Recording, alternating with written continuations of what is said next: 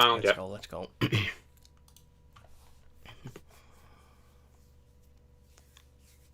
Hi guys, and welcome back to the Toffee Blues, and welcome to another Everton live show. My name is Cameron. We are joined by Paul today to talk about a whole load of Everton subjects, one being James Rodriguez, one being Robin Olsen, and we'll have a little bit of a discussion about the game against Manchester City last Saturday. Everton exiting the FA Cup at the quarter-final stage to a Manchester City side who I think we can all agree are very, very, very, very good.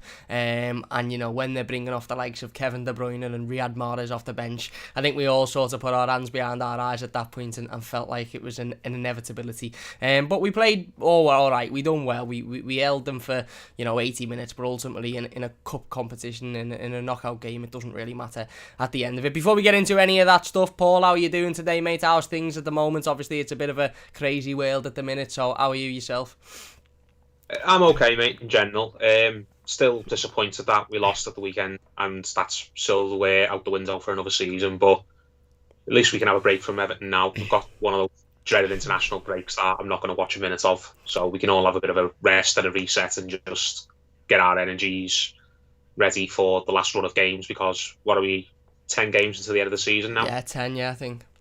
Yeah, so 10 cup finals essentially, isn't it? And I said this the other week to James, I'm just ready to get this season in the can now. Yeah. I've had enough of no fans in stadiums and topsy-turvy results. I want everything to just go back to normal or relatively normal. Yeah. Just get this season finished, then we'll see where we are at the end of it. Definitely. And we'll touch on that Manchester City game to start with. Then I completely agree. By the way, it's that coming out of the FA Cup and it's mad, isn't it? Because 2 or 3 weeks ago we were all sitting here before the Chelsea game saying, well, we're genuinely in a fight for Champions League here. We beat Chelsea and we're in the top 4, and then we've got Burnley in the next game, which should be a comfortable win, and then we go into an international break. We've got a cup quarter final, and it just shows how much football can change within the space of a couple of weeks. 2 weeks later, we're sitting here. I think we're 8th in the Premier League. We lost the game to Chelsea, which wasn't the worst result, but we lost to Burnley, which was shocking, and then we're out to the FA Cup. So it very much is. I completely agree, Paul. It's 10 cup finals now. It's Europe or bust really for this season, because it would be a shame, certainly given some of the results this season, the Derby win, the wins against Chelsea and Arsenal at home, the Tottenham win at the start of the season, the overall start to the season, going 7 wins on the bounce and being top of the league in September. It would be a real shame if this side finishes 8th and 9th this season. And okay, it'll be progression from finishing 12th last year, but it doesn't do nothing for us. It won't get us in Europe. It won't really do much. It'll just be another season where it's passed us by really. So it's 10 cup finals. I completely agree, mate, and the sole focus now is finishing in that, at least the Europa League spot. I know some people might say the Champions League isn't sort of that far out of reach, but for me it's just focusing on finishing in at least the Europa League, and then putting some heavy investments into the squad in the summer, because I think the squad needs heavily invested in, to be honest with you. I mean, there's been a rumour today about Koulibaly and whether Everton will go in for him. I think he's 29 years old. He'll probably cost you 50 plus million. We've already got 3 centre-halves who have been very good at most of the season, and another one in Mason Holgate who is a decent option. I don't think we need to spend another 50 million on a centre-half, and there's other positions on the pitch that need addressing urgently. So I suppose that's the case, isn't it, Paul? It's Europe or bust now, and if we do finish in the Europa League again, this is another massive summer for Carlo Ancelotti and Marcel Brands. It's a massive summer no matter what happens, because if we drop out of the European places and finish 8th or 9th or whatever, then we're really back to where we were under Marco Silva after this season, because he got us to 8th for all the criticism he got. So you want to have something to show for it. Other than that, one season under Koeman, which was an absolute disaster in the end, we haven't qualified for Europe under Mashiri. Yeah. So for all of Mashiri's money that he spent, and I believe his heart's in the right place, and he's done a lot of good things since he took over, we haven't really got anything to show for it, apart from managers. Yeah. So we need to more competitions within, the better chance we've got of entering the trophy drought, which is top of everyone's priority list. And you want to be growing the Everton brand. You want to be getting us out there and making fans around Europe and the world sit around and take notice of us. And you're not really going to be able to do that unless you're competing in the Champions League or the Europa League. Absolutely. You're always going to get your diehards, you people who just pick you randomly from other countries. That happens, but they come in to support Everton because of they're drawn in by the Premier League brand, and they just so happen to pick Everton as their club. You want a fan to kind of see us playing in European competitions and maybe mixing with the fans when we go over there and thinking, I'll keep an eye out for them. They were a good lot. Yeah. I enjoyed having them in our city. I enjoyed our team playing them in the European competition. I hope when they go back to their league, they crack on. Yeah. That's what we want to do. So, yeah, it's a massive sum no matter what happens, but you're always going to get there's always a better chance that you're going to get the players you want if you've got European football as the carrots to offer, isn't it? Absolutely. I completely agree. And it's funny you should mention in terms of fans. Then it's funny over the last few weeks or so. I've had a few comments on the Mighty Blues. I'm sure the Toffee Blues have had a few comments from fans that seem to have started supporting Everton when the likes of James Rodriguez come in, and it's all along the lines of, I didn't really sign up for this. What's going on here? Why have we felt a bit? Everything was boss at the start of the season. What's going on now? And it's just like, welcome to Everton. This is Everton. But no, I agree completely. Europe is massive in terms of progression and a step forward, and you're absolutely spot on there. No matter how we dress this season up, and look, there's been amazing moments, and the Derby win was absolutely exceptional, and the win against Spurs was brilliant. But if we don't finish in the Europa League, then ultimately we'll all be sitting back going, it's back to square one. Really, we need to invest again in the summer. I think finishing in Europe opens a lot more doors in terms of players coming in. I also think it might keep doors open or close doors in terms of exits for certain players, if you like. Richarlison was a player that was mentioned heavily in the summer, and there was a report stating that he had a conversation with Carlo Ancelotti, who said that just give us one more year and we'll be in Europe. And you look at it and you think, if we don't finish in a European competition, will the likes of Richarlison want to move on, and maybe Dominic Calvert-Lewin? I'm not sure, but basically we need to finish in at least the Europa League for recruitment. We need to recruit anyway, whether we finish in Europe or not. But I just think it's a must now for our season. Otherwise, it'll be a real disappointment. Let's talk briefly about that FA Cup game then. Was it a disappointment for you? Was it sort of an inevitability for you? Were you sort of sitting back thinking, this is Manchester City, we've been beaten by a side who were absolutely head and tails better than us? Or were you sort of sitting there thinking, well, you know what, the amount of money we've spent in recent years, okay, I'm not saying we're as good as them and to compete with them, but it's another season without a trophy and we should be doing better. It's the hope that kills you, isn't it? It is. I was half tempted to not even watch it because I expected a bit of a tonking because of the form they're in, and the fact that they've just lost the winning run to United would make them even more determined to turn up and really get back on the horse. And look at the players we're missing: no Decore, no Rodriguez, no Pickford or Olsen. Yeah. I just thought, how on earth are we going to pull off a result here? But as the game wore on, and especially when we got into the second half, I thought, hang on, Carlo's really got the tactics spot on here. It feels like it could be one of those days, like it felt like at Old Trafford, like it felt at Anfield. We just think, I know it's not pretty to watch, but I really fancy us to maybe nick something late here. It has that feeling in the air that we're not going to lose. And then you have that feeling until, what was it, the 82nd, the 83rd minute, and we get the breakthrough, and a really unlucky goal to concede as well. So it was the hope that killed you. I didn't expect us to get through in that tie. I was just kind of hoping, and then as the game wore on, getting ever more excited that maybe we could somehow pull it out. But when that goal went in and we went 1-0 down, I just thought, that's it, game over. Yeah. And then sadly that was the case when we came out and tried to check the equaliser. He just basically put us up against the ropes and battered us basically, and could have scored 4 or 5. So it's disappointing. But I do think we have made progress in the Cups. We've made 2 quarter-finals this season, when years ago under Martinez and under Moyes, it was a rare thing we even made a quarter-final, was it? Never mind, got to a second-final or a final. So I think Carlo is taking us in the right direction, and in that sense, and I think it's not lost on him how massive it would be to lift the trophy for the club, even if it's just the League Cup. Yeah.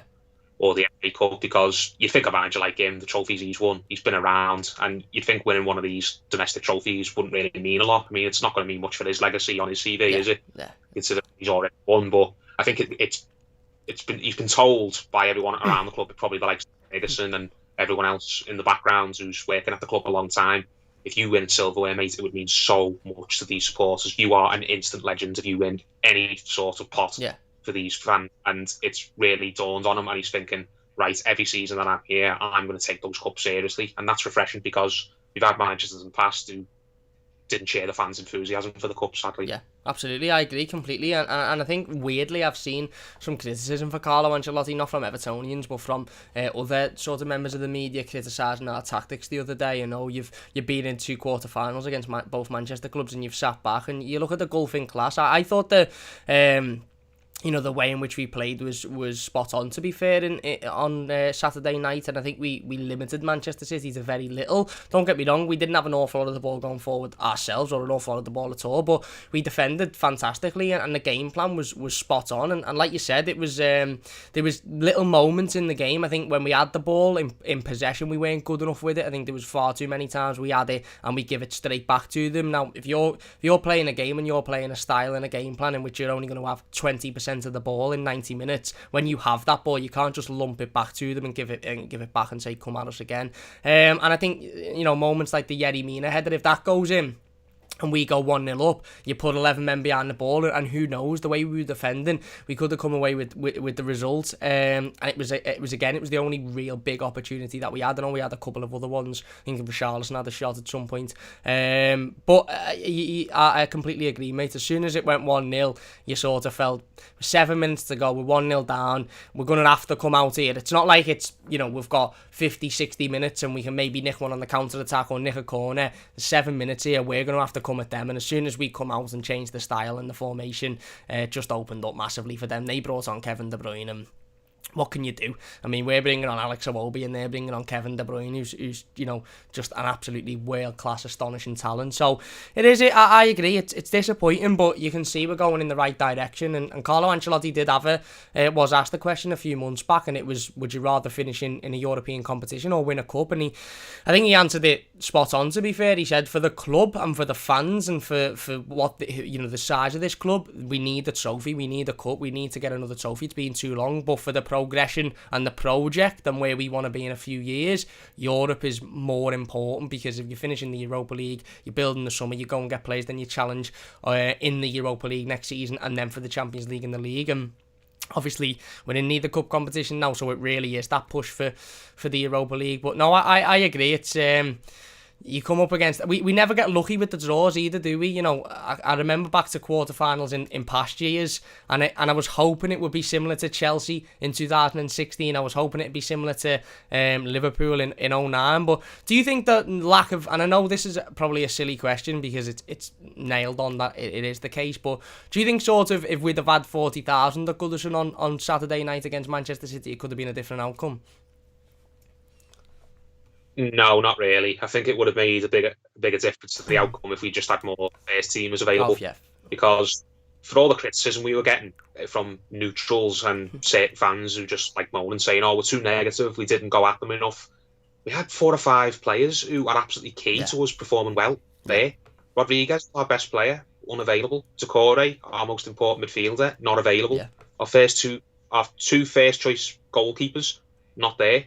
What do people want us to do? All we really hope to do is just sit back, defend, and maybe grab a lucky goal off a set piece, which we're nearly done. You mentioned Mina had his header cleared off the line, and put it this way, City didn't have it all their own way, and were just strolling towards a victory. Yeah. Guardiola was going mental on the sidelines, wasn't he? Yeah. He was really, really worried, looking at his body language. So there's not many teams that will keep City out for 80 plus minutes this season. So and you take that into account with the fact that we were basically playing half a first team and had nothing on the bench. We didn't even have anyone on the bench we could bring off really to chase that equaliser except Iwobi. And Iwobi's not in great form at the moment. It's not like we could bring on Josh King and just lump it up to him and see if we could get a lucky bounce, or we could have Bernard and hope he can win us a free kick up the pitch. We had nothing. So people who were having a go at us, I don't know what they were realistically expecting from us, but yeah, I agree with what you said though about it's good to see Ancelotti kind of answering these questions perfectly. He knows that for the project we have to get European football, otherwise it's never going to go off the ground. But it's not lost on him that winning a cup would be so massive for the supporters, because Koeman, when he was here, he was all about taking, or at least he said in interviews, he was about taking the project forward and getting us in Europe and growing. But you see his attitude when we went in the cups, he couldn't be less asked when we played in there. Yeah. Did we? So sometimes you bring in these big name managers who've kind of been in and around the block a little bit, And as I mentioned earlier on, they just kind of view the cup competitions as a nuisance. Yeah. Even the top managers, look at Pochettino. He didn't even pretend he was bothered about winning the League Cup or the FA Cup when he was at Tottenham. I don't agree with that attitude. And even Klopp bins off the domestic cups, doesn't he? Doesn't think it's important. So I'm glad we've got a manager who doesn't have that attitude, that he does treat the domestic cup seriously and wants to win them and won't sacrifice the odd league game here and there to make sure that we can put a full-strength team out in a tricky cup tie. So I'm positive we will get a trophy in the next couple of years. Carlo is definitely the man to deliver one, and we've got some of the players who we needed to win one. We've got some players in our team now who are definitely capable of going and winning us a tough quarter-final, semi-final or even final. It's just there's a few missing pieces, and that's ultimately what cost us this year. But hopefully we can get those missing pieces in the summer. Absolutely, I agree completely. And like you mentioned there about injuries, I mean, you look at our season, and our season has been absolutely killed with injuries. I mean, you know, I know there's been other sides and certain other sides that I'd like to chip into this conversation and talk about how bad they've had it. But you know, you look at our squad, and you've had Alan, who's you know a lad that come in the summer and was absolutely excellent for his first couple of months and was really, you know, important to this midfield. He went out for 2 or 3 months. Luca Dean, who, you know, is one of the best left backs in the country, he'd spent 2 or 3 months out. James Rodriguez, who's been out constantly. You've now got Decore out for 8 to 10 weeks. Richarlison had a spell out with concussion after the Man United game. Dom had a game or so out. So it's not like we're talking about injuries in terms of we're going to go on and talk for 50 minutes about Fabian Delph being out, because he doesn't have an impact on this team or this club. We're talking about key players here. I mean, everybody we signed in the summer, barring Ben Godfrey, has been injured. And I'm not talking about injured as in, oh, he's missed a game in midweek or he's had to come off for 20 minutes at the end of a game. I'm talking big injuries. Decore, 10 weeks. Alan, 2 months, 3 months. James has missed a lot of football. Olsen's now been out for, a month? Something like that. So it is, and again, you sort of have to look at the City game, as disappointing as it is, and the fact that we're out and it's another year without a trophy, etc, etc. You do look at it and you think our backs couldn't have been any more against the wall there. We were practically in the wall inside of it, in terms of the injuries that we had and the weakened squad. And, you know, again, you can say, oh, Manchester City didn't have the strongest team out, but it's mad, isn't it? Yeah.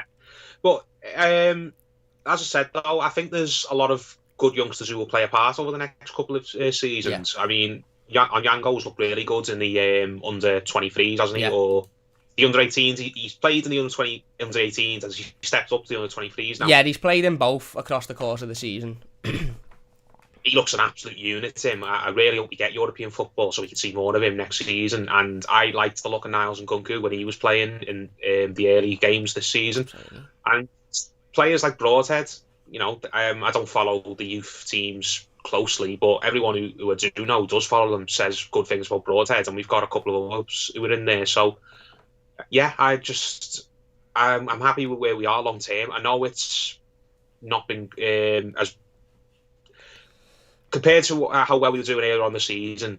The way the season's panned out overall, it hasn't gone fully to plan. Yeah. The home form was enough. We're probably not going to get top 4 now when it looked definitely on at one point.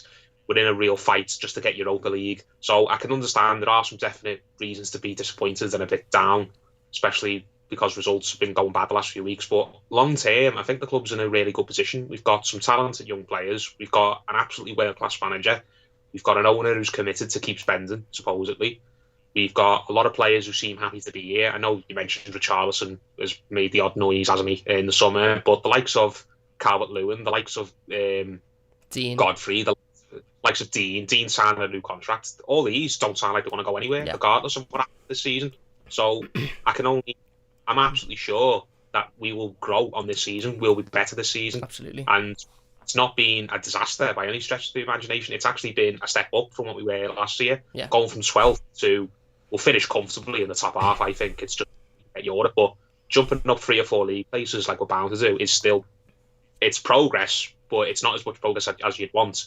It's still back to where we were under Marco Silva. But long term, I do believe that there is a plan there, and that the plan has, so far in its early stages, been a success. Yeah. Ultimately. So we just need to step it up now and go on to the next phase, go on to part 2 of Carlo's project. So, yeah, trophies will come, I'm really sure of that. And get some European some European football, so we can all have some away days again, because we don't have enough of them over the last few years. Absolutely. I couldn't agree more. And you brought up a really good point there about obviously the start of the season and how things are looking now compared to the start. And I think expectation is massive. And I think our expectation at the start of the season wasn't that we'd be challenging for the top four in March and in a quarter final. Our expectation at the start of the season was, let's just see how it goes, and hopefully we can progress on last season. Whereas we won the first 7 on the bounce and we're top of the league, and you're thinking, well, hang on, where can we go this season? And then a few weeks ago, And everything, yeah. that's it. So, and the expectation, I think, has changed throughout the course of the season, which is leaving us here now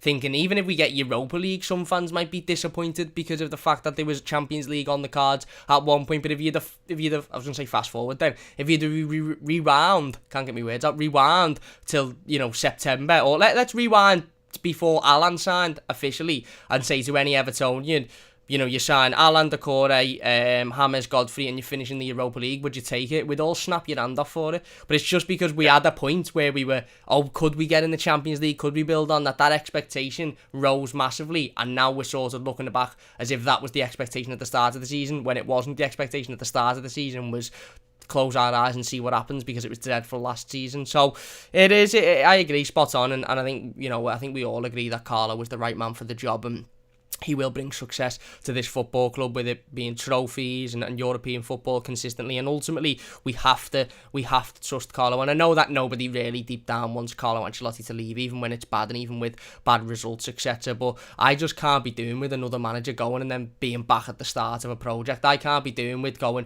2 years into a project and then being back to unless it's going dreadfully wrong. I'd rather just back him. I can't be doing with that. We're back at the start of a 5-year project now. No, we were 2 years into one. There's progression, clearly. We hadn't won at Anfield for 22 years. We've gone and done that. We hadn't won at Spurs for over a decade. We've gone and done that. Okay, our home form's been ridiculous. The away form's been the biggest issue ever since Moyes left, essentially. Yeah. I mean, Martinez's first season, it was okay, but since 2015, we've just had really poor away records and seasons, and it's been our home form largely that's kind of kept us in the top half mostly. I know we've had a couple of bottom half finishes, but it's basically been our home form that's kept us out of any relegation battles. Absolutely. Because the home form's just been so bad, and especially under Koeman and Silva. And the away form sorted now, and the home form, main issue for the home form being the way it is you haven't got any fans there cheering us on. Yeah. As soon as the fans come back, you'd have to think that's going to improve. So if the home form is even 50% better next season, and we can keep the away form at the level it is, then we'll be right up in challenging for the European places again, if not having a proper run at the top four. So there's more to be positive about, and there is negative about. There's not an awful lot wrong. It's just been a topsy-turvy year where everyone's just had to deal with things that they're not used to. Yeah, I think you're spot on there as well. I think you're absolutely spot on. One thing Carlo Ancelotti has shown this season is going away from home. Everton are very good. We're very strong. We know how to set up away from home. We know how to deal with even the best teams in the league. At home, it's a little bit different, and you're right, once we've got fans. I mean, we've played 2 games at home in front of fans this season, Chelsea and Arsenal, and not only did we win both of those games, but the fans were amazing. There was only 2,000 fans in the stadium, and 2,000 fans handed like 20,000 fans, and every player that had an interview after those games said, yeah, we could feel the energy. Those fans that were there today, they pushed us on to that extra level. And I know players say a lot of stuff, and I know they're bound to say all of that, but it shows that they performed off the back of that energy. And if you remember that Chelsea game at Goodison Park, when we beat them 1-0 and there was 2,000 fans, we were on a bad run of form at that point. We'd lost to Southampton, we'd lost to Newcastle, we'd lost to Leeds at home, I think. It wasn't great whatsoever, and we come back, we played Chelsea at Goodison Park in front of 2,000 fans, and we beat them, and it was absolutely unbelievable. So no, I agree completely. I think, again, it's been an up and down season for everybody. It's been difficult for everybody other than Manchester City, who were the only team that have had any real consistency. I mean, you look at Leicester, who turned up a couple of days ago and beat Manchester United comfortably, but Leicester will probably turn up in 2 weeks' time and lose to Burnley because they've got inconsistencies in them. They lost to Fulham comfortably, I think it was 3-0 a few weeks, maybe a month back. So everybody's got that inconsistency about them, and I agree. I think once fans start returning to stadiums, our home form will sort itself out, and it's the away form that you can see is massively, massively improved. Let's get on to one of the topics of today then. James Rodriguez Obviously, there's been a lot of discussion about James Rodriguez. I feel like some Evertonians sit in the camp of he's absolutely unbelievable, his quality is fantastic, and when he's on the pitch, he shows it. Some sit in the camp of he's not fit enough, he's not reliable. Again, I'm quite surprised by the amount of Evertonians that sort of, again, are annoyed with James Rodriguez, if you like. I mean, this is a lad who's picked up injury after injury after injury this season, and ultimately that's not his fault. Carlo Ancelotti come out in the press conference a couple of weeks ago and said, look, I'm going to squash these rumours now, because there was a rumour about him wanting to go back to Spain and play in Spain, etc. And he said, look, I'm going to squash these rumours now. James Rodriguez wants to play. He wants to get back on that pitch, but we're not letting him until he's at 100%, because he's just further damaging himself. James done an interview with a Colombian newspaper over the last couple of days or so and said that he'll be back for the Palace game. He wants to be back. He wants to get played. He can't wait. Listen, there's no doubt in James' ability, is the Paul. He's absolutely unbelievable. Like I said, creative-wise, he's fantastic. That pass to Richarlison in the Merseyside derby is getting printed and going on my wall, mate. In fact, I'm getting wallpaper of it and it's getting blasted all over my room. It's just an unbelievable pass. He's shown his quality on a number of times this season. Again, he has been injured and it is frustrating, albeit, not his fault. You can't blame a player for an injury. Is it sort of, where do you sort of stand with James? Are you sort of thinking we just have to be patient? Do you think we need to bring in more quality like James Rodriguez so that we're not so heavily reliant on him? Because he has had a lot of injuries this season, and when he's there and when he's in the team, he shows his ability and he shows his quality. I suppose it's just disappointing that he's not there as much as we would like him to be, because we'd like him to be there every single game for 90 minutes. Yeah, some people are never happy unless they're moaning. The people who are having a go at James Rodriguez, they're those people. I don't know what they were expecting when we signed him. He's not going to be a 35-plus game player over the course of the season. He hasn't been that for about 4 or 5 years, since probably his first or second year at Real Madrid. He's been a player who gets niggles and comes out of the side a couple of weeks here and there, and you have to learn to cope without him. I can count the amount of bad games he's had for Everton on one hand, and how many games has he played for us this season? It's over 20. Yeah. And in 85% of the games he's played in, he's been a real quality player and a difference maker. You just said it yourself. He played for Richarlison through probably the best pass I've seen all season to put us 1-0 up at Anfield, and it was a massive reason why we went on to win the game. He's an unbelievable player, and we're privileged to have him. If it wasn't for Carlo Ancelotti, he wouldn't be here, because let's be brutally honest, Everton are not on James Rodriguez's level. Yeah. The only reason he's been entertained signing for is just because Carlo Ancelotti's talked him into it, and he wants to come and work with a manager who he trusts and likes. If Carlo Ancelotti wasn't here and we went in for James Rodriguez, he'd have laughed his arse off down the phone if his agents would have been picked the phone up to us. He's an absolutely brilliant player, and I want us to have him here for as long as we possibly can. He signed a 2-year deal, didn't he, with an option of a third. Yeah. I would be tempted to activate the third. I don't know how long we can, whether we've got to activate it in the summer, that option, or whether we can just do it at the end of his second year. But I'd be tempted to just activate it in the summer. So from this summer onwards, we've got him for another 2 seasons, because he's going to prove he's going to be worth his weight in gold over the course of a season, even though he's not going to be playing in some games here and there. You play with European football, nothing to play 50-plus games, aren't you? Yeah. If you want a real run. 38 league games, and if you want to run in the domestic cups and in Europe, you're talking at well over 50 games. As long as he plays in over half of them, then I think he's worth having around, and you can't really have a go at him saying he's the sick note and he's injury prone. He's an absolutely brilliant player. I'd rather have someone who can come in for 3 or 4 games and be world class and then has to come out the sides again, than have someone there who's there for 10, 15 games and is only good for 2 or 3 of them, like a Wolby. Yeah. So yeah, he's a brilliant player, and I don't get people who are losing the rack with him and losing patience. Yeah. You do know that if he wanted to, he could just get off tomorrow and go sign for a club that's well better than Everton. Yeah, in the Champions League. Yeah.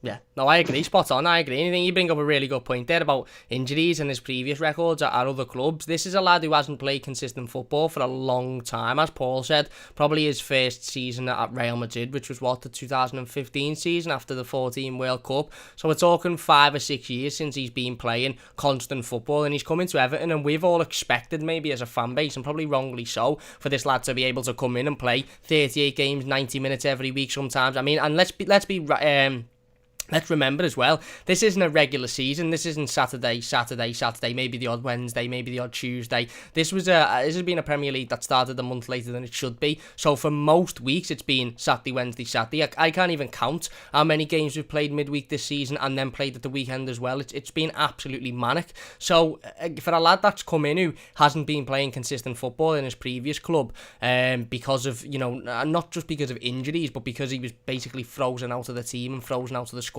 as a lot of players are at Real Madrid, because that's what they do. If they don't like you, no matter how good you are, you'll get frozen out. For us to expect them to come in and be able to, be fit and have that stamina to perform for 38 games constantly in a season and constantly keep going, I think it was probably a little bit unrealistic. And when you see him in the first 5 or 6 games of the season, and he was absolutely excellent, and his fitness was there, and he was firing, and he was scoring and assisting and being a big part of it, we were all sitting here raving about what a world-class player we have on our hands, and he is still the same world-class player. His 2 most recent games, I think, were Manchester United and Liverpool. The Man United game, he scored to get us back in the game, of absolutely fantastic finish, and the Liverpool game, as Paul said, he played probably the pass of the season and was part of a team that has done something that no other Everton team has done for 22 years, and that's go to Anfield and beat them. James Rodriguez's mentality, I think, is something that we have to talk about as well. This isn't a fella who's going to turn up at Anfield and think, oh my god, I'm playing at Anfield. This is a lad who's played at Anfield with Real Madrid before and won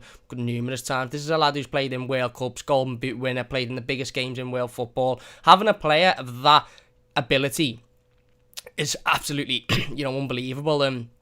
Is fantastic, and he is worth his weight in gold. I completely agree. But having a player with the mentality that he has of a pure winner, whatever he's won, World Cup Golden Boots, number of league titles wherever he's been. I think he might have even won a Champions League with Real Madrid. That mentality, when he comes up against teams like Liverpool in the derby or Man United at Old Trafford, it's massive, isn't it, Paul? Because, we need winners in this squad. We need players who know what it's like to win and know what it means to win and know what it means to play in the Champions League. And he is one of them. Don't get me wrong. I think we could do with bringing quality in that's around him, so we're not as heavily reliant on James Rodriguez. But it's ridiculous to suggest that, I've seen some people saying, if he wants to go, let him go. And whilst I understand that, if a player doesn't want to be here, then, fine, whatever.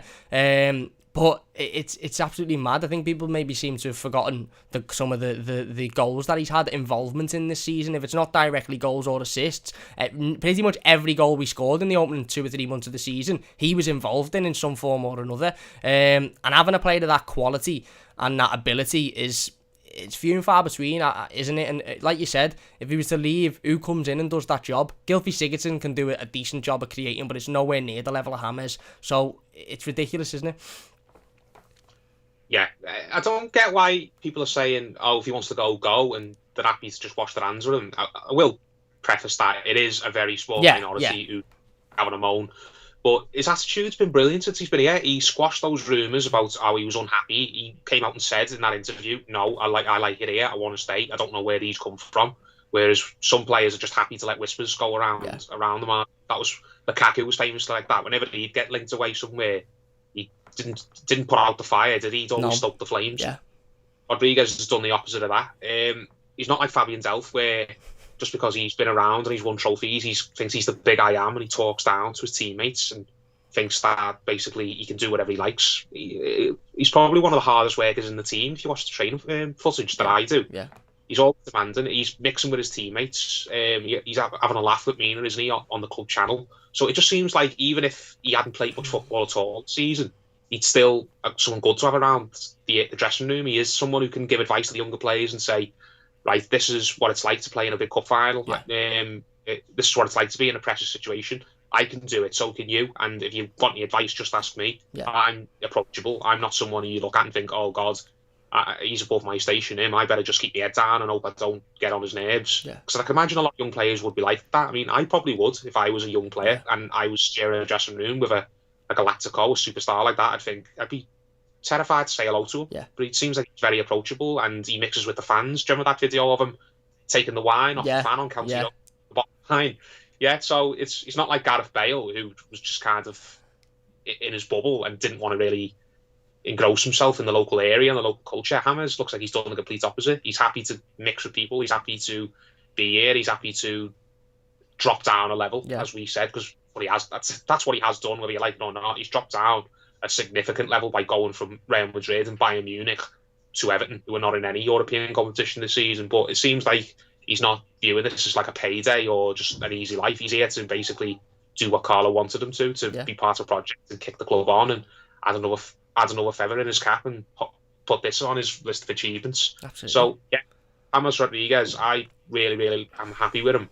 He's been a brilliant signing. He's still, I think, our best player overall. He's when you put him on the pitch and he's on top form, there's no player we've got in the team who could make a bigger difference than him. Absolutely. And providing something terrible doesn't happen, like he gets some horrific injury where he might never play again, I'd be all for activating that clause we've got and keeping him on for another year and basically making it a 3-year deal, because we signed him for a 2-year deal with an option of a third. I want us to see us activate that 3rd-year option in the summer now, because I think we've seen enough to know that we can use him beyond next season. Absolutely. I'm the exact same, mate. I'd be activating that option as soon as possible. And I think the thing is with James Rodriguez is he's a game winner, and we speak about this constantly, and we talk about this after the Manchester City game. And you look at that squad, and again, I'm not comparing Manchester City to Everton, but you look at their squad and they've got Riyad Mahrez, Ilkay Gundogan, Kevin De Bruyne, Raheem Sterling, Gabriel Jesus. The list goes on of players that win games of football, game winners. We haven't got many of them whatsoever. James Rodriguez is a game winner. James Rodriguez is that player that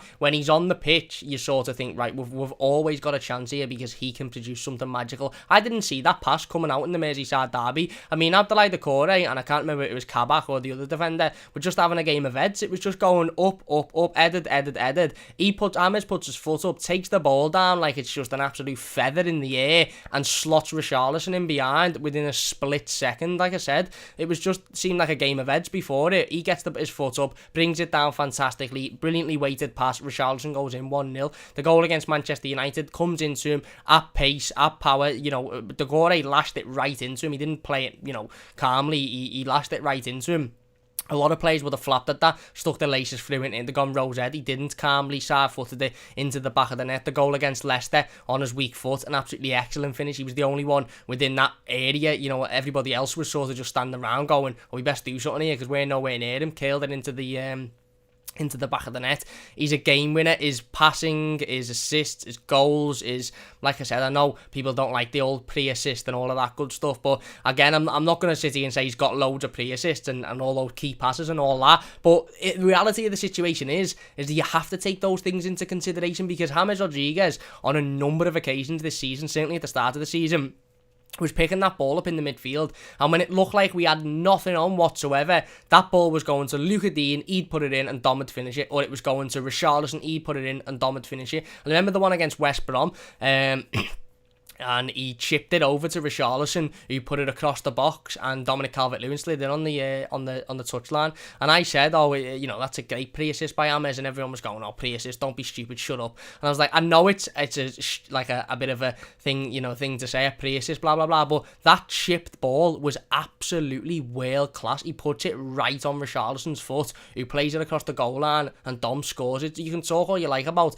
how funny it might be to say pre-assist and all of that stuff, but without that chipped ball over the top, that goal doesn't happen. He plays literally Richarlison right in on goal, and he just has to put it across the line, and Dom's there to finish. So it's those things, isn't it, Paul, that you mightn't see if you look at him and go, he's only got 6 goals and 5 assists or whatever. You look at the goals that he was actually creating for, or he lashed a 45-yard ball onto Richarlison's feet and he laid it off to Dom. He's been involved in a lot, and like I said, he's a game winner, mate, and we haven't got many of them in this team at the moment.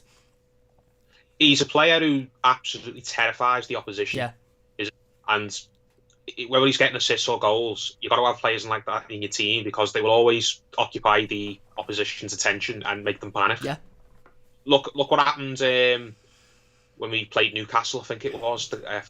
They kicked absolute lumps out of him. Yeah. They were desperate to stop him having any influence, and it worked for them on the day. Fair play to them. They basically kicked him up in the air, and that was one of his poor games because he wasn't getting any protection. And when you take him out of the equation, Everton were really poor on the day. Kieran Gibbs earlier on in the season got himself sent off because he was having that much of a nightmare trying to mark Rodriguez that he ends up just lashing out and snapping him, and got a red card for it. And even Van Dijk, that cheeky little bastard, he had a nip at him in the Goodison derby, didn't he? Shortly before he got in. That was famously, as Ancelotti pointed out, and then certain Liverpool supporting journalists couldn't wait to basically have a gripe about it, because Carlo pointed out the fact that Van Dijk basically did the dirty on Rodriguez early on in the game because he was terrified of the damage Rodriguez could do to his team. So these players who absolutely terrifies the opposition will always be on their mind. And when you've got a player like that occupying all their attention, it can be something as small as him drawing a marker away and freeing someone else like Richarlison or Calvert-Lewin to have getting between the lines and to have a good game. If all the attention's on a certain player, all these other players around him, like Calvert-Lewin, like Richarlison, like Decore, like Josh King, hopefully if he gets a run of games, they're all players who are going to have more success with Rodriguez and the team, not only assisting for them and joining in the attacks, but because defenders just don't know to mark. Absolutely. I agree completely. I think you're absolutely spot on. And like you said, you know, that injury that he picked up in the Merseyside derby is still one that he's still suffering from. I think it was a calf injury that he picked up, and I think he's still out with some form of calf injury at the moment. So, yeah, look, I agree, absolutely. I think, you know, he's a player that the opposition are afraid of. And you look at this team and you look at recent performances. I mean, Burnley would have turned up at Goodison Park, and after they scored the first goal, after about 10 minutes after that, they'd have probably looked and gone, not many players here that are threatening us. You know, the midfielders aren't having a great game whatsoever. Calvert-Lewin and Richarlison are sort of on their own up top. So, you know, there's not, we don't have to be as careful. Whereas, like you said, when James is on the pitch, teams are looking, thinking somebody's got to be by him, because it takes a split second for him to get the ball and he creates an opportunity. And we haven't got anybody like that. We've got players like Dom who scores goals and is fantastic at doing it. We've got Richarlison who scores goals and again is, you know, not so much this season, but has been known to sort of create his own opportunities. But we've got no one who creates like James Rodriguez does from various different parts of the pitch. So no, I agree. I think most Evertonians, sensible Evertonians, are in agreement that James has been absolutely unbelievable when he's played this season. When he hasn't played, yeah, okay, it's disappointing and it's a bit frustrating, but ultimately the lad can't help that the injuries that he's picking up. He's probably played a lot more football this season than he has done for 2 or 3 seasons, certainly.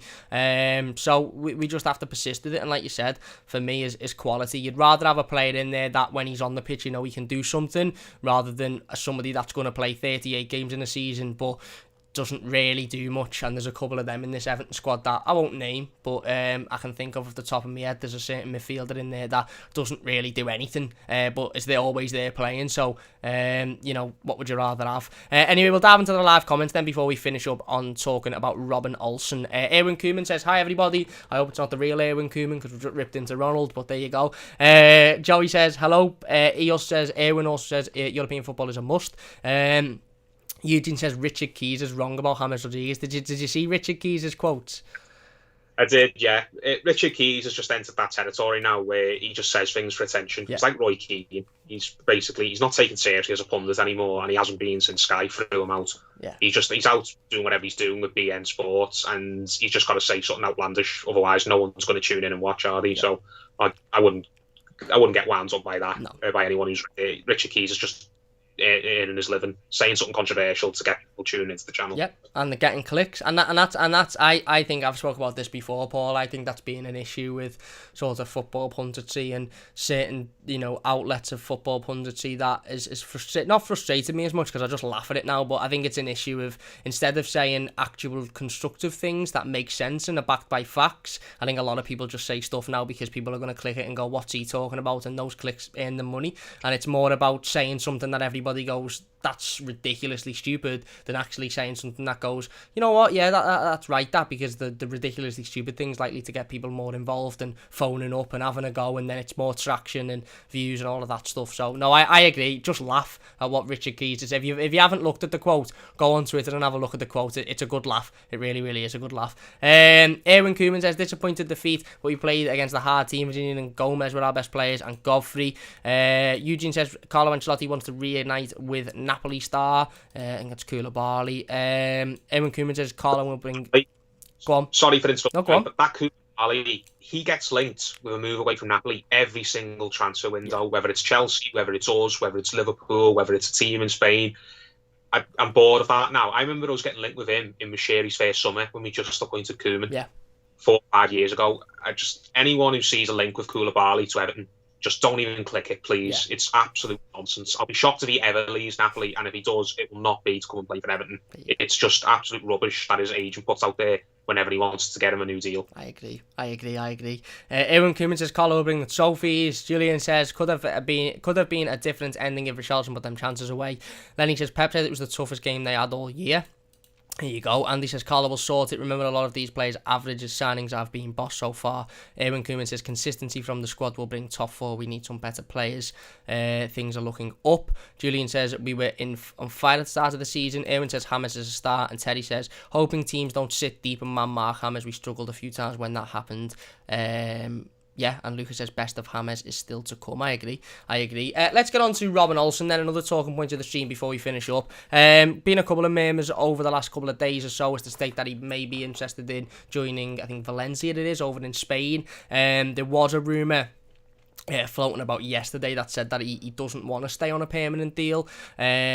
I find that a little bit strange because Carlo Ancelotti has openly spoken on 2 or 3 occasions about the fact that the club will try and sign Robin Olsen on a permanent, and he's also spoke about Robin Olsen wanting to stay on a permanent. Obviously he's injured at the moment. I also find it strange that he's been injured for the last 2 or 3 weeks, but he's gone on international duty with Sweden. I think that reeks a little bit of the Seamus Coleman with Republic of Ireland stuff, where he goes on international duty when he's injured and just gets even more injured, which doesn't help us whatsoever.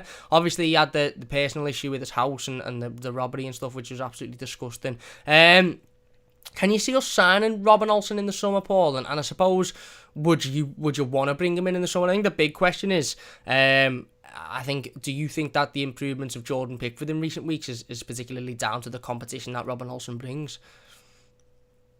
Yeah, it's completely down to the competition Olsen brings. Pickford's had probably his best season at Everton since he arrived, other than maybe the first half of his initial season. Yeah. Basically, Jordan Pickford, before the Origi goal at Anfield, was an absolutely brilliant signing. And then after that, I don't know whether it was because of that or whether it just coincided with that, his form dropped off and it just never ever recovered. And it got even worse until this season when we finally got a legitimate number 2 to come in and challenge him. Yeah. And it's a massive reason why his form's picked up again. And he looks like that player who everyone was so happy with, a proper England number 1 who can basically make the shirt his own for 10 years. It's massive props to Olsen for pushing him. And I'd be happy if he signs Olsen. He's not going to cost a lot of money, apparently. I read an interview with him. This was a couple of months ago before the incident at his house, when he said he did want to stay. He's kind of sick of moving around a lot with his family. They want to just find somewhere to settle and he can stay there and put roots down. And he liked basically living in the northwest England. He basically said that he'd found a home and he was happy to come here. And Ancelotti said that Olsen knew what his role was in the squad and he was happy with it. So I'd be absolutely, I was going to say made up. It wouldn't be made up, but I'd be very happy if we do sign Olsen, because I think he's definitely good enough to be a number 2. If we don't get him for whatever reason, maybe the incident at his house has made him change his mind. Maybe his family don't feel safe here anymore, or maybe this offer for Valencia has come in and it's serious and he doesn't want to turn down the opportunity to go and be a number 1 somewhere at a big club. Because Valencia are a big club on the continent. I wouldn't blame him at all if he decides, you know what, maybe staying here as Everton's number 2 after everything that's happened, and considering the other options have got on the table, maybe it would be better if I do move on. But if we can get him and he's happy to stay, then yeah, I'd definitely do it, because I think he'll have his uses, particularly if we get in Europe next season. We can probably play him in the Europa League and play him in the Cup, so that he can have get a run of games better rather than just coming in for a game here or there. And Pickford will know that, again, he's got a legitimate challenger for him who can come in and take his spot if he has a bad game. I know João Virginia did well against Manchester City. I've seen people coming out with João Virginia for number 2 shouts now. I don't agree with that. João Virginia's done okay in the little games he's been dropped in for against City and the game against Burnley, but you got to remember, he went on loan to Reading and it was a disaster for him. So you can't just completely forget that. I think João Virginia has proven that he is ready to kind of go out and stand on his own 2 feet, get him another loan deal sorted, let him play 30-plus games and become more seasoned. He's not just a player who we should just discard, because that happens a lot at Everton. We send them out on loan, they don't really do anything, it doesn't work out. They come back, then they just sit in the under-23s for years. Yeah. I mean, how long has Pennington been there? How long was Connor McElhenney? He was there for ages. Bowler was there for ages. I think João Virginia's shown enough that he doesn't belong in that category of, we've signed him, He's never going to break through to the first team. He's got no future. Just let him stay in the youth teams until his contract expires. I think Joe Virginia is ready to go and have another loan and try and make another go at it. Whereas we're going to need a number 2 next season. Pickford, I was saying earlier on the season that I was fed up with him and that we would never do anything with him while he was still our starter. I haven't completely done a 180. I still do have doubts about Pickford. But it looks like Carlo Ancelotti's not going to prioritise going out and getting number 1 in the summer. It looks like we're going to go for other areas first, and Jordan Pickford is probably going to be the Everton number 1 again next season. So if Jordan Pickford's going to be the number 1 next season, then we're going to need a solid number 2. And rather than going out fishing for a number 2, let's just stick with the guy we've got, who we know is good enough to be the number 2, and that's Robin Olsen. So I really want him to stay. I'd be happy if he does, but if he doesn't, then it's no big loss, and good luck to him. Absolutely, I couldn't have put it better myself, mate. I think you're fantastic. You put it fantastically there. At the end of the day, Robin Olsen has come in, and Carlo Ancelotti hasn't been, quiet in admitting that he likes to rotate goalkeepers. He said that from the start. He said even at my days at Real Madrid, AC Milan, I rotate goalkeepers. It's nothing to do with performances. It's nothing to do with, whether they've been in the media. It's just a case of keeping, the competition up, if you like, and keeping the momentum up within the squad. And I think that has helped us massively, to be honest with you, because I think there's been times, certainly when when we've needed Robin Olsen to step in or Jordan Pickford, and they've both been sort of aware that, right, okay, certainly Robin Olsen, okay, I've had a couple of Premier League games under my belt, so I can step in, I can, sort of get involved here, rather than, oh my God, I haven't played at all this season. And as well as that, I think if Robin Olsen was to come here on loan from Roma and spend 38 games sitting on the bench, he wouldn't stay whatsoever. And he's a Swedish international, he's a very good goalkeeper, very solid goalkeeper. We've seen that in the Premier League a number of times this season. He was fantastic against Leicester in that win earlier on in the season. So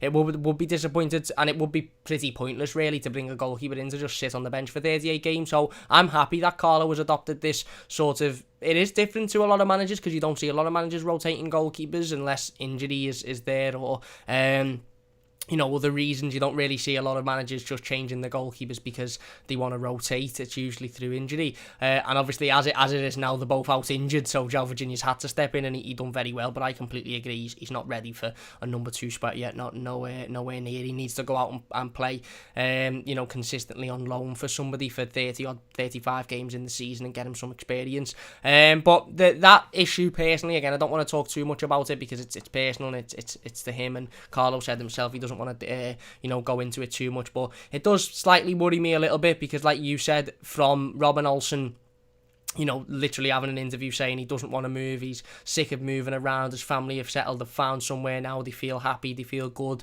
to now all of the rumours about him wanting to leave and stuff, it does make you think maybe that's changed, and maybe they've thought, actually, maybe we're not as happy as we are, maybe we we're not as settled because of what's gone on. But it also leaves me thinking maybe that's just the media sort of jumping on that, thinking, right, okay, this would be the perfect time to make an excuse up that he's not happy and he wants to leave. Carlo Ancelotti had his house robbed a couple of weeks before Robin Olsen, and he stepped in, and I think he sort of just shook it off and said, look, these things happen, it's life, you move on with it. And he doesn't want to leave the football club. He isn't saying he wants to leave, so you would like to have hope, you would like to have hoped, and I think he has. I think Carlo will have seen Robin Olsen put his arm around him and sort of said, are you alright, and is everything alright, and can the club do anything? And Carlo said in his pre-game press conference a couple of weeks ago, after the news broke, that the club were offering Robin Olsen support, and they had asked if he needed anything in terms of extra security and stuff like that.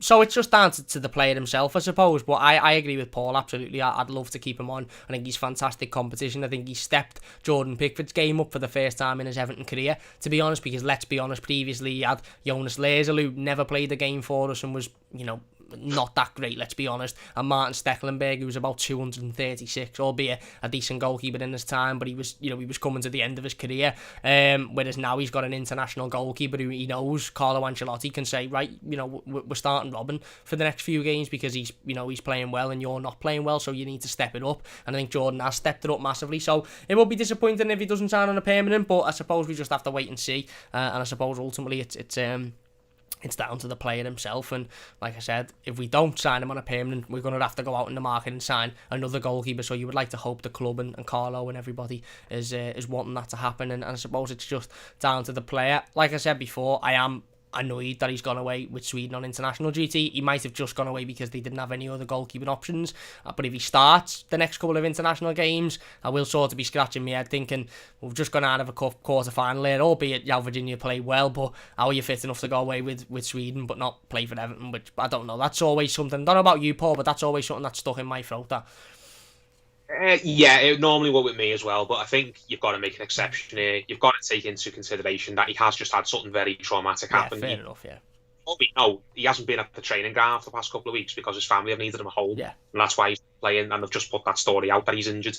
It might just be because he's not match fit, because he's not been at Finch Farm, because his family don't feel safe with him out of the house. You don't know, I'm just speculating, but I wouldn't hold it against him that he's gone on loan or he's gone on international duty. If anything, I think it's a good sign that he's not psychologically scarred and that he is happy to just crack on with his career and get back on the pitch and playing. Yeah. And I think there'd be more of an issue or more of a reason to worry about him not wanting to stay here if his family had gone back to Italy, which I don't believe they have. I believe they're still here. Yeah. If his family had gone back, then you'd think, yeah, clearly he is just counting the days until the season finishes and then he can get out of here. Yeah.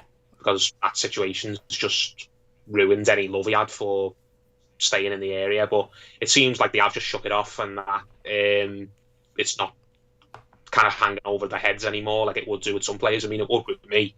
If that happened to me in a foreign country, then I'm not sure I'd want to stay there. And I hope everything's all right and he does stay in the summer, because I think, as I said before, I think the only way he doesn't stay is if Roma get made another offer from another club and they offer more money than we do, and maybe they put a contract on the table to ultimately say, come and play for us and you'll be our number one playing every single week, rather than just being Everton's number two. Yeah. I wouldn't blame him if he took an option like that. If he said, you know what, I want to be a number one goalkeeper. I'm good enough to be a number one goalkeeper for someone somewhere. I want to go and do that rather than just be in competition for Jordan Pickford, who I'm probably not going to unseat for the long term. Yeah. But hopefully not. Hopefully everything he said in that interview still reigns true. He is settled here. He is happy with his squad role, and he does want to be part of Everton's future and play a big part. And hopefully Everton winning a cup in the next couple of years. Absolutely, I agree. Absolutely spot on. Let's get into the live comments then before we finish up the stream. Lupus says this one remains the best and most serious Everton channel. Congratulations, is right, mate. Teddy says, good having a technical player. I missed LFAO with the passes and delivery. John in the comments, he says, thank you very much, mate. Cameron's channel is brilliant though, so make sure to drop him a look. Cheers, John. Really appreciate that. Lupus says, I will do. Thanks, mate. He also says, James has improved a lot under Carlo. It's a player he wanted to work with for a long time. Yes. You think he likened him to sort of like his dad in football, and a manager that he can trust and a manager that he understands, and you know, Carlo understands him and he understands Carlo. Joey says website at the time. Lupus says he wanted him to play as a 3/4 behind attackers. Not sure how he's playing now. Thank God someone who tells the truth about the Koulibaly story as well. Well said. Not that I wish to see him playing for Everton one day. Teddy says maybe signing depends on how Virginia steps up. I think he's going to go out on loan, and he should go out on loan, to be perfectly honest with you. Erwin Koeman says, I hope Olsen stays. Where else can we get a good international number one or number two to help our number two? Joey says Pennington only 35, he's still a youngster. Lupus says Ancelotti almost always rotates goalkeepers in his past teams as well. There you go. Joshua says we should sign Donnarumma instead of Olsen. I think it's a bit of a step up, to be fair. AC Milan's number one goalkeeper, probably going to sign a new contract with them. Otherwise, go somewhere else in the Champions League. Joey says Steck was awful for us besides the City game. Lupus says lost Donnarumma. Good luck as agent is Raiola. John is in the comments and he says, Paul, John Ruddy is free in the summer. That makes me feel old, that, mate. I was in the grounds when he came on after the interna got sent off, and he was so young. He had a full head of blonde hair. I think he was only like 20, 21. And John Ruddy had a good career. Obviously, he never made the breakthrough at Everton properly, but he went on and played the Premier League for Norwich, and I think he played for Wolves as well. So, yeah, good player, but no, I think his days of him being a Premier League quality number two is probably past him now, but absolutely. You never know. You never know. I hope John, whatever he is, does well for himself, because he did come on and keep a clean sheet in that game and played really well. So I've always had a bit of a soft spot for John Ruddy. Absolutely. Me too. I remember that game myself. John also says 34 Ruddy is now. That makes me feel old. Steck is now starting for Ajax due to Onana's issues, and Steck even got called up to the Holland squad this month. There you go. Well, good luck to him. Ruddy's got an England cap as well. Good luck to Stecklenberg. I mean, look, again, I think the issues with Ajax's number one are doping or something like that. Something a little bit mad. So fair play to Martin Stecklenberg for jumping in there and starting. And I don't know how well Ajax are doing, but yeah, look, it's his home club, isn't it? So fair enough to him. Lupus says, but all I'll say is Raiola wants to move from Milan to Juventus for free. Joey says, I still remember Ruddy's debut. That's the one. And Lupus also says, that's what they say too, but with Raiola, everything's possible, even signing for Milan again at the last day of the contract. Yeah, he's obviously Moise Keane's agent, Mino Raiola as well, and it'd be interesting to see what happens with Moise Keane. Joshua says, why not get Nigel Martin back as number 2? Imagine it, mate. Imagine that prime Nigel Martin back. He's trimmer now than he was in the last couple of years of his career. Yeah. I follow him on Twitter. He's in really good nick. You wouldn't think he's like in his early 50s. Yeah. Honestly, he's looking really, really good shape. And Nigel Martin, I've said a few times, is probably my favourite ever Moyes era player. He's definitely my favourite player of the first few years that I went to match, because I started going the games in 2003. And that was the year we signed him. And I've got such a soft spot for Nigel Martin. I'd love to interview him one day, I really would. Yeah, I think he's brilliant. I completely agree. I remember having the kits with his name on the back. I think he was absolutely excellent. I remember that grey and orange goalie kit that we had, which was just absolutely unbelievable. For that season, it was like it was sky blue with white. Yeah. I had that. Yeah, oh, what a player. What an absolute player. What a team as well, but what a player. Joey says, I reckon Keane is staying and get Odegaard in. I'm not completely convinced on Odegaard, to be honest with you. I think he's a good player, but again, I don't think he's what we need, to be honest. And Joshua says, we would win the league with prime Nigel Martin. He was insane in his prime. He was a very, very, very, very good goalkeeper, and ultimately, again, as Paul said, he come in the Moyes era and he was fantastic for Everton. Absolutely fantastic. We'll finish up there then. Anything to say before we end it, Paul? Really good live stream there. Thank you very much for joining us. Anything to say before we finish up? No, just thanks very much, mate. It's been a good laugh, a good chat, and thanks to everyone in the comments. And if my camera's spun round, it's just because I've had to put it on charge because it's going to die soon. So hopefully people are not laughing, because when I was last on with James, I think someone tried to ring me, and I had to basically decline the call, and then me live screen just froze. So I was just looking like a statue. People wondering what's going on with Paul's camera. He's keeping completely still. So yeah. What ventriloquist who can talk without moving his mouth? Yeah. It's a good time to wrap it up now, because whenever my cameras have an issue with me, then it normally gets laughed at in the comments. There you go then. We'll avoid that today. Massive thank you to everybody for joining us. Really, really do appreciate it. Big thanks to Paul once again. Don't forget to check out Paul in the description down below. Go and give him a follow on Twitter and all of that good stuff. Big thanks for watching. If you watched live in the live comments, massive thanks for getting involved. If you've enjoyed the video, please do leave it a like, share it on social media, subscribe to the channel if you're new as well. You can check us out on the Mighty Blues. That would be absolutely fantastic if you could do that as well. Really, really do appreciate all of the support. John says, not frozen here, mate. Thanks for the stream, Blues. Hope you enjoyed it. Big thanks for watching, everybody. Leave a like if you've enjoyed, subscribe if you're new, and we'll see you soon. Cheers for watching. Ta-ra.